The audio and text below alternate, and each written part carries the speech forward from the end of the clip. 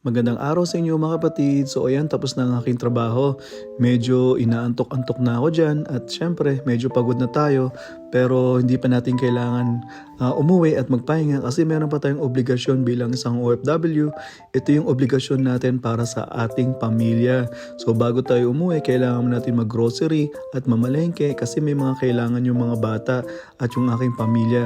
So ayan, medyo malamig pa rin dito sa UK mga kapatid. 7:30 na ng umaga ay napakalamig pa rin dito. So ayan, samahan ninyo ako dito at mamalengke tayo ng mga kailangan namin dito sa aming bahay. So alam ba ninyo mga kapatid na paborito ng aking mga anak ay mga Filipino food, lalong-lalo na yung may mga sabaw. Kaya lagi ako nagluluto ng pagkain na may sabaw. So plano ko magluto ng nilagang baka at saka magluluto tayo ng sinigang mga kapatid kasi paborito ng mga anak ko talaga yung pagkain namin na may sabaw kasi gustong gusto nila yung humihigop sila ng sabaw lalo na